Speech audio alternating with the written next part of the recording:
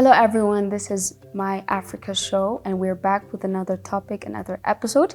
Today we'll be talking about Pan-Africanism. So Pan-Africanism is one of the things that we started to talk about and really share ideas nowadays. It's being really familiar in our daily lives.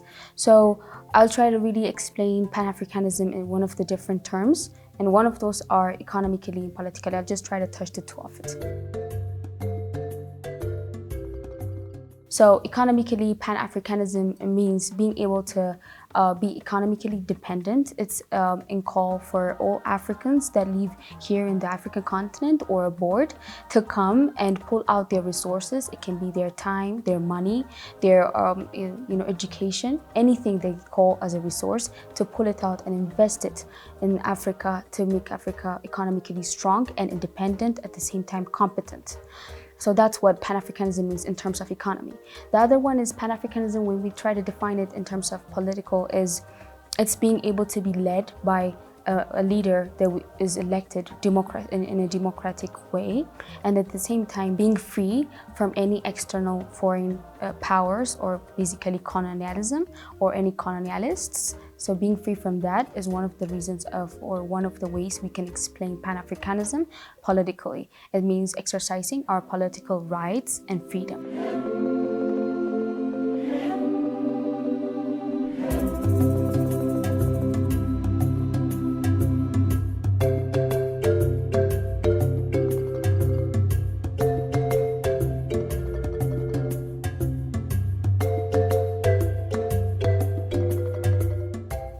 So there are also other things that we can define Pan-Africanism. You can define it in our social interactions, at the same time in our culture, and so on.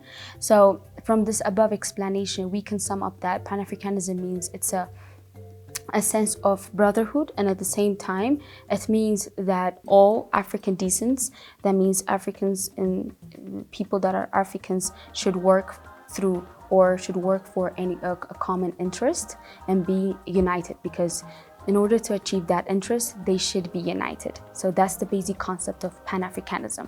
And as a Pan-Africanist, and basically as the concept of Pan-Africanism can be represented in basic three colors, which are red, black, and green. So red is basically, as the color implies itself, it's the sacrifice that has been paid for Africa. As when it comes to black, it represents the nation that exists in that continent, whereas green basically represents the natural resources and the nature gift that we have as Africans. So these basic three colors represent Pan-Africanism. So this is the academic definition of Pan-Africanism. But for me, being Pan-Africanism is a sense of awareness, a sense that comes through awareness, and that awareness basically creates belongingness, feeling of a part of, that we are valued and part of the society. You know, it's not few leaders that run our country, it's us. It's also our voices that really matters. So Pan-Africanism for me is a sense, it's a sense that comes through self-awareness. So through that sense of awareness, we feel that belongingness and create this common goal that we all will work towards to, which makes us eventually united. As I have explained what Pan-Africanism means, I hope you guys explain or try to elaborate what Pan-Africanism means to you guys. What is the first thing that came into your mind when you heard about Pan-Africanism? So what makes Pan-Africanism Pan-Africanism is our daily lifestyle, right? So what is the lifestyle that we have as an Africans? What kind of lifestyle do we have? That really determines what Pan-Africanism is. So our lifestyle, it might be through the food that we eat, it can be through the dresses that we wear, to the clothes that we use. It can be anything, because it's a daily lifestyle. As long as we live, we have this ability to do that. So I want to start with fashion, because fashion is everything somehow. We basically don't really understand fashion.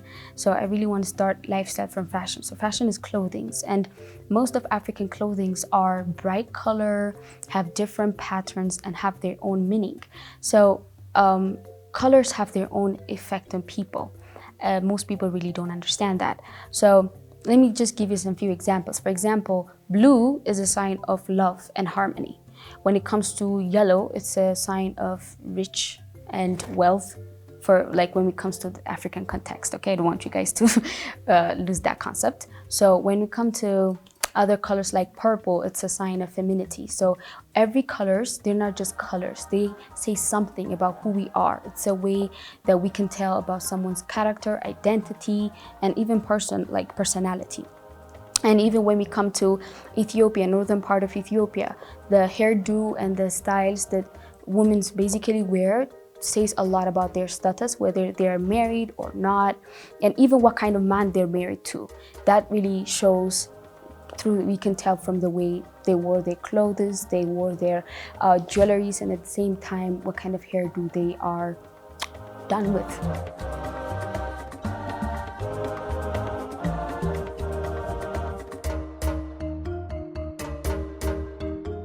The other thing is tourism. So tourism is basically something that we think it's for foreigners. We basically don't think about touring because we think it's something very luxurious, it costs us too much. But when we really simplify it, if we really want it, we can really make time for it. We can really do it, because even if touring is a bit expensive, we can start from our community. We can start from our city. There's a lot of places that we haven't seen yet, even in our own environment. So touring is not only abroad, it can be there where we are. We can start from that. That's the basic thing. So I personally have places that I really recommend for anyone to, if you guys are thinking to tour. One of the basic places that you should definitely go to is the Lake Victoria, Zambia, in Zimbabwe. That place is basically heaven on earth. It's a beautiful place that you guys should definitely go to. The other place that I really personally recommend for you guys to check out is Virunga in Democratic Republic of Congo. It's one of the most visited places in whole of Africa. The other thing that I really want to mention about touring is that touring is a one form to find ourselves, because we as an Africans, we are interconnected, we are interdependent, and touring helps us to find something that really will help us become a full person. And it's a means to share our values, our norms, and at the same time our own ideologies, and at the same time share others' ideology and all those things to our life. So it's a mean to make our life more interesting. And as I've said earlier, we can start with the things that we have in this current situation that we are living, from our community, from our environment. We can start touring even from the places that we are at currently. So that's the thing that I want to say. The other thing that really determines a Pan-Africanism lifestyle is language, okay? So language is language is everything, because it's a way to express ourselves, our ideas, our thoughts, what we think, what we don't think, what we like and not like, basically everything. So language is a way to ourselves to really communicate. It's a means of communicating. But it's not only a means of communicating. It's where someone's character, history, culture, but most importantly, it's where someone's identity is found. Language is a really powerful thing. And the most spoken language in whole Africa is Zulu language, which has around 100 to 150 million speakers, which is a very lot of speakers. The other thing that I really want to mention that makes us Africans or Pan-Africanism lifestyle is our mindset. So mindset is everything. We operate in the set things that we have. The way we eat, the way we walk, our daily life things and our routines, it's all part of our mindsets. So we Africans have our own set mindsets.